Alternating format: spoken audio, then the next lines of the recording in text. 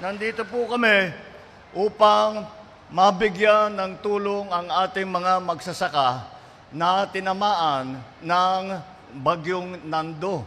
At nakita naman natin dito sa Cagayan, ang tinamaan na malakas doon sa amin, Swinerte kami sa Ilocos Norte, hindi gaano. Malakas ang tubig, malakas ang hangin, pero walang masyadong nasira. Yun lang tanim namin. Pero nakita ko yung mga rice field, nakapag-harvest sila ng maaga. Kaya kahit papano, nasalba natin yung harvest na yun. Kahit na medyo maaga, mabuti na yun, imbis na masira. At kaya naman kami nandito upang makatulong sa ating mga magsasaka, mga manalo tayo, nga mag-recover dito sa mga nawala sa inyo na kinuha ng typhoon ng Nando dito sa nakaraan na weekend. Marami po tayong naging biktima at marami po tayong kailangan na tulungan dahil po wala tayong magagawa. Nagbabago talaga ang panahon. Kailangan po natin baguhin ang ating sistema ng agrikultura. Kailangan natin kilalanin at maunawaan kung ano ba ang kailangan gawin para sa sistema ng ating weather prediction, ng pag-asa, lahat yan, para mas maganda ang ating response. Kaya po, sinama ko na po, nandito po ang 4 na kalihim ng iba't ibang departamento ang nagbigay po ng tulong para sa ating mga magsasaka. Andito po sa DA ang Secretary ng Department of Agriculture, Secretary Kiko Laurel. Namamahagi rin po, lalo po lahat ito, nakikita nyo po, DSWD po ito, para ibibigay para doon sa mga displaced, yung mga na umalis, kailangan umalis, na-evacuate, na kailangan umalis sa bahay. Galing naman po sa DSWD yan, andito po ang ating kalihim, Secretary Rex Gatchalian ng Department of Social Welfare and Development. Andito rin po, mag-i-inspeksyon na naman ang ating bagong Secretary of the Department of Public Works. Kasi titignan daw niya kung naging problema ang mga hindi magandang ginawang flood control project. Kaya't nandito po, DPWH Secretary Vince Dizon. Kasama din po dyan, dahil meron tayong ginagawa po na feeding program para sa ating mga kabataan, hindi lang feeding program, kundi pati ang medical na examination, binibigyan po, pupunta po kami sa eskwelahan mamaya para makita kung magandang takbo nung pagbigay, hindi lamang yung pagpakain, kung hindi magpapatingin. Pati na teacher, pinapatingin yung mga maestra, nagpapatingin na rin, at kung kailangan nila ng gamot, kung kailangan nila magpatest, gagawin na rin natin. Ito, ginagawa po ng ating DepEd Secretary Sani Angara. At dito naman po ay nakikita, alam nyo po, hindi siguro ninyong nalagtaan, nakita po ninyo ang mga pangyayari dito sa nakita nating mga malaking problema sa dating mga flood control project. Kaya naman, ay tinignan po namin, eto si Secretary Vince Dizon at saka kami, nag-meeting kami na mabuti at tinitignan namin, ano ba dito yung maganda? Ano ba dito yung hindi na talaga pwede? Na mukhang ghost project ito, mukhang substandard ito. Kaya po, tinignan po namin lahat po, inisa-isa po namin lahat ng project na yan. At nakita namin, nakapag-savings po tayo sa budget ng Pilipinas para sa susunod na taon, para sa 2026. Nakahanap po kami ng medyo malaking halaga. Ang halaga is 255.55 billion na piso. Biruin ninyo, kung hindi po natin ginawa yan 255 billion na yan, kung saan na lang mapupunta. Kaya't mabuti. Yan. Kaya't kinanselan na po natin lahat ng flood control project para sa 2026. At yun po ang naging savings natin. Huwag po kayong mag-alala. hindi ibig sabihin matitigil ang flood control project. Dahil po, sa aming pag-aaral, meron pa yung budget ng flood control project sa 2025 ay 300 plus billion. So, hindi pa naubos yun.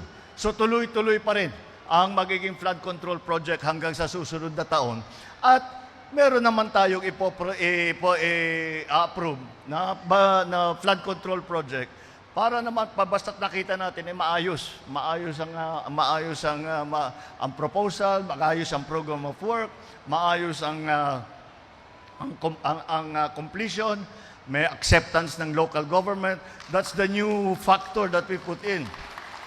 Gov. Egay, I was surprised because nung umikot ako, kausap yung isang barangay chairman, wala na palang acceptance ngayon. Eh, hindi pwede yun. Kaya ang acceptance po, pagka may project po ng national government, halimbawa, gagawa sila ng kalsada, magtatayo ng school building, at maglalagay sila ng flood control. Nung governor po ako, hindi po pwedeng sabihin completed yung project na yun hanggang tinanggap ng local government executive. Ang problema, tinanggal yun noong nakaraang ilang taon. I don't know what year they removed that, pero nagulat ako kasi napaka-importante yan na meron kang clearance sa barangay chairman, may clearance ka sa mayor, may clearance ka sa probinsya. Dahil yun ang paraan namin sa local government para tiyakin na yung mga project ay magandang pagkagawa at tama at hindi naman nagmahal ng masyado. Kaya po, ibabalik po natin. Yan, Gob.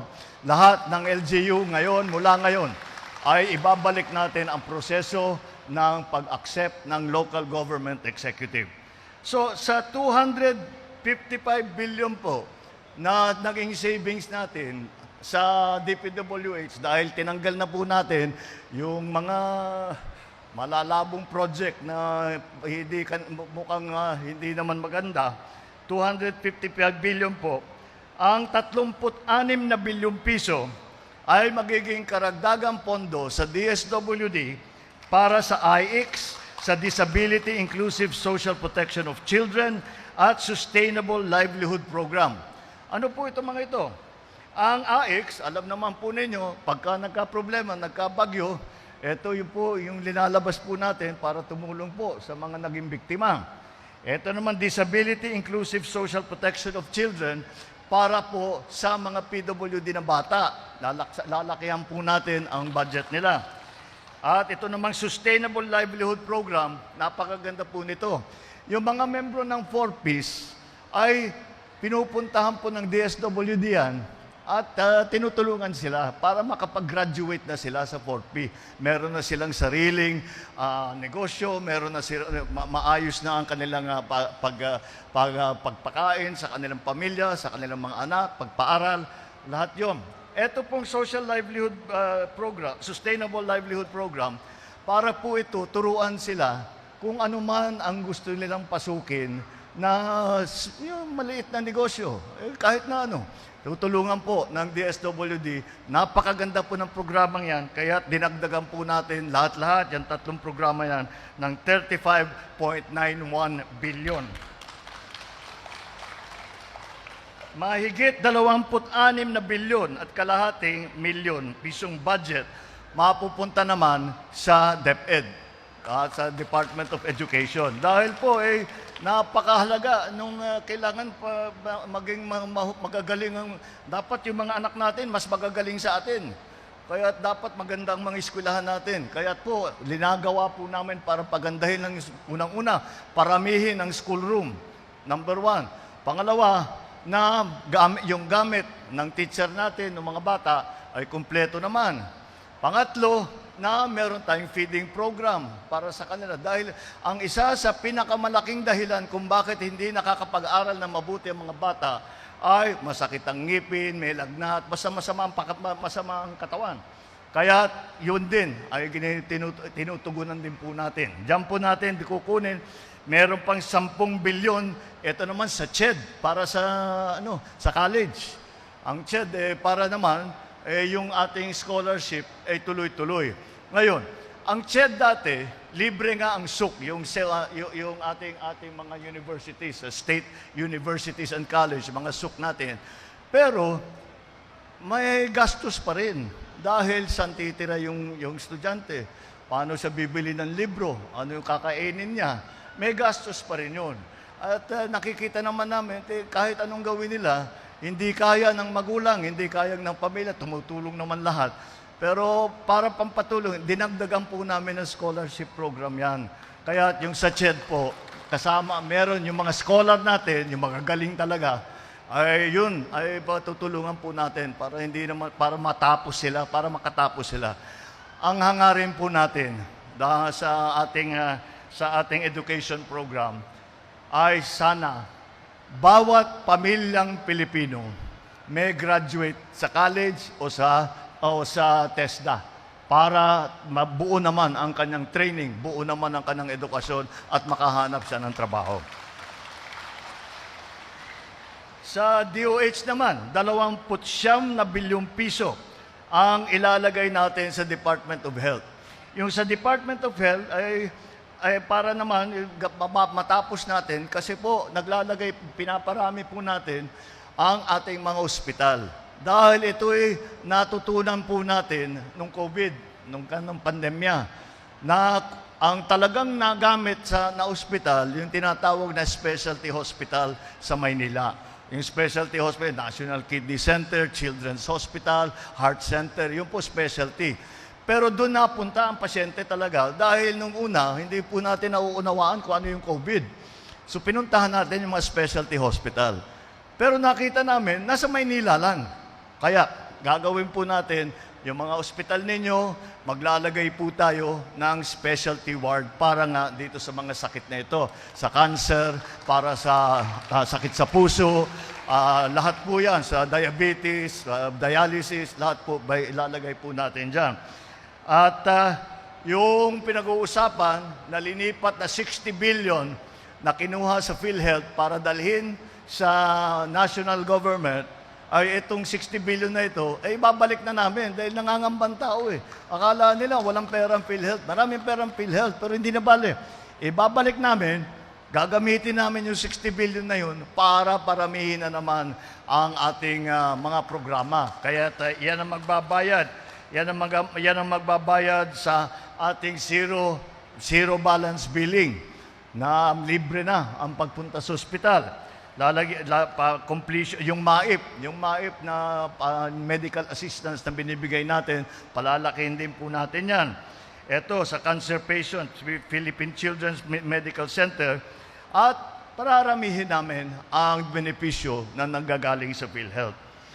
Mga 40 bilyong piso naman ang pupunta sa Department of Agriculture.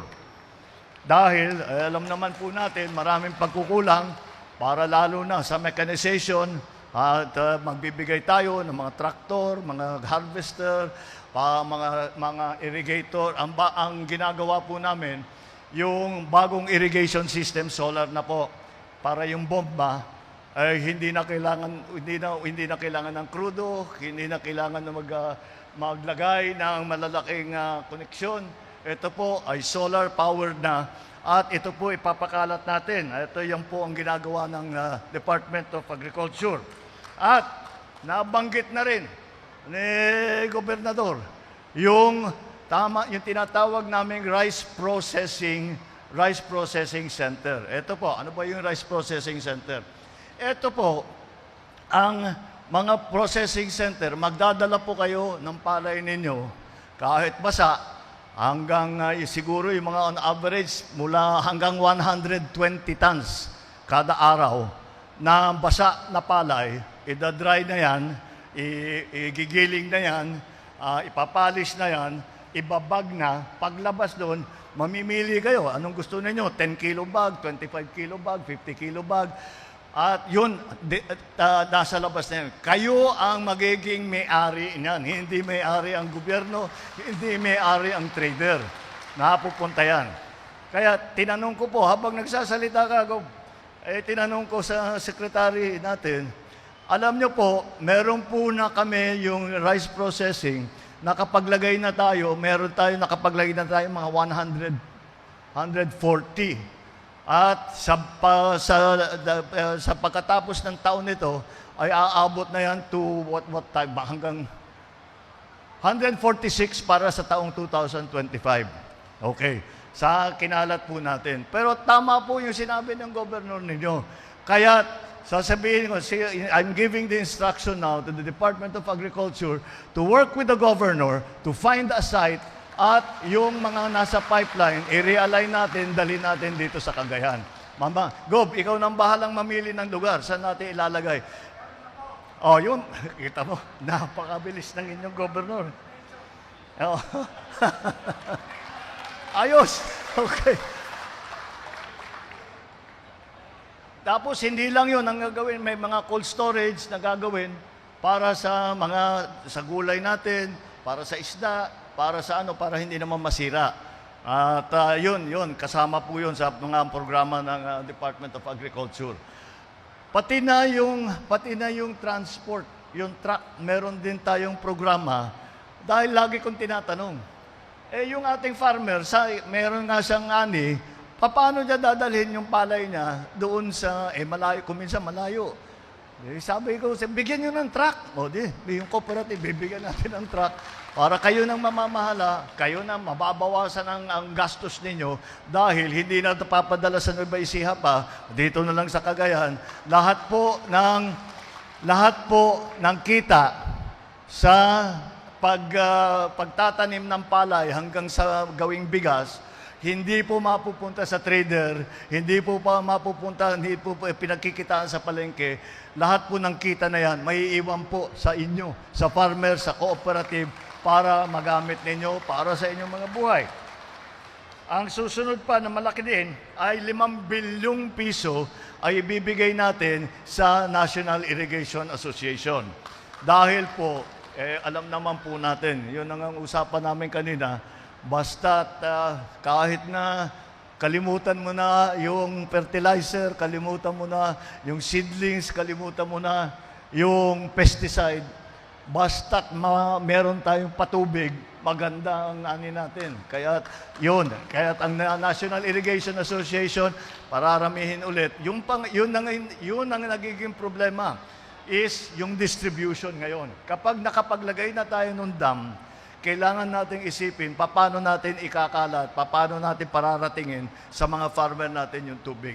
Pero may plano na tayo at dito natin kukunin yung pondong yun. At para yung mga tinatawag, ay tinutukoy nila na social programs. Ito yung pagtulong sa ating mga kababayan kapag may problema, kapag may sakuna, kapag may disaster, kagaya nito. Tayo naman ay maglalagay tayo ng 19 bilyong piso na ilalagay sa DOLE, ilalagay sa TUPAD. Ito po, ang DOLE. At sa DOLE, yung Department of Labor and Employment, ito po, ay silang nagbibigay yung tinatawag na TUPAD, Integrated Livelihood and Emergency Employment Special Training po. Ito po, ang TUPAD, ginagawa po ng DOLE, magbibigay po sila ng tulong at meron pang kasama na training. Kasama na rin dyan yung DTI, yung Trade and Investment natin. Magsasama-sama po sila. Kaya alam nyo po, ang ginawa po natin sa pamahalaan ay tiniyak natin na lahat ng ahensya ng pamahalaan ay sabay-sabay na nagtutulungan. Dahil yung mga problemang hinaharap ng pamahalaan ay hindi simple, hindi maliliit. Kaya't kailangan talagang full force lahat. Kailangan sa basketball, full court press dapat. Kasi para magawa natin lahat ng nais natin gawin natin mabilis at walang sobrang gastos. 2 bilyong piso naman ang ilalagay natin, 2.5 billion, bibigay po natin sa Department of Information and Communication. Sila po ay nagpaparami ng internet, lalong-lalo na sa ating mga eskwelahan, lalong-lalo na sa ating mga government offices. Para po, pagka meron kayong kailangan, mag-renew ng lisensya. Pagka may kailangan kayo, magbabayad kayo ng buwis. hindi nyo na kailangan puntahan yung mga opisina. Hindi nyo na kailangan kadil yung mga fixer.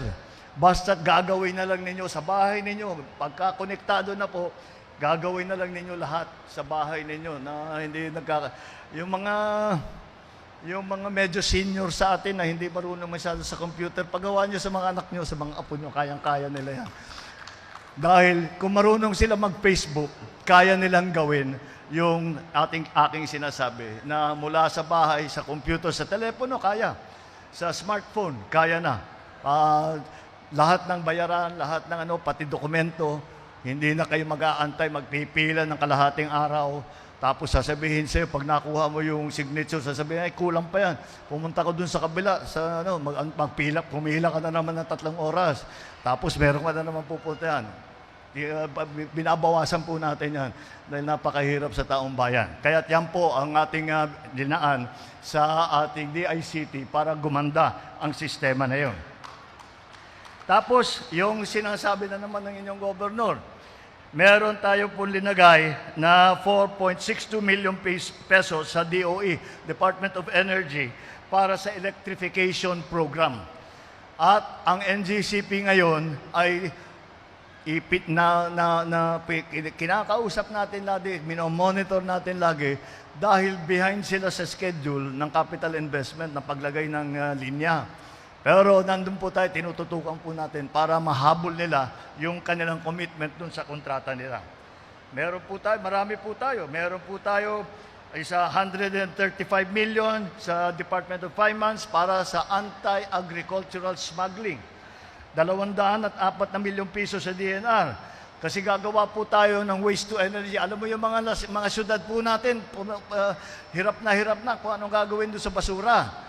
Merong bagong teknolohiya, susunugin yung basura at may makukuha pa tayong kuryente sa waste to energy ang tawag. Tapos, para sa mga transport system, yung 3 billion, lalagay naman natin sa DOTR, Department of Transport, para pagandahin yung mga tren natin, para pagandahin ang ating mga kasada. Yan po, titiyakin po natin na hindi na po mauulit yung ating nakita. Titiyakin po natin na bawat sentimo na pera ninyo, hindi namin pera ito, pera ninyo na ibinahagi ninyo sa mga opisyal ng pamahalaan. Kami po ay, kung tawagan, custodian lang, tigabantay lang kami sa pera ninyo. Hindi dapat hindi amin yan, sa inyo pa rin yan. Pero sa amin, ang responsibilidad, ang katungkulan na tiyakin na ang bawat sentimo ay mapupunta sa maganda para pagandahin po ang buhay ng ating mga kababayan, para pagandahin po, maging mas maginhawa ang buhay ng inyong mga pamilya, para po sa pagpaganda at pag-usbong ng ating ginagawa na ibinubuo ng bagong Pilipinas. Diyos ginawa po. Kada kayo amin.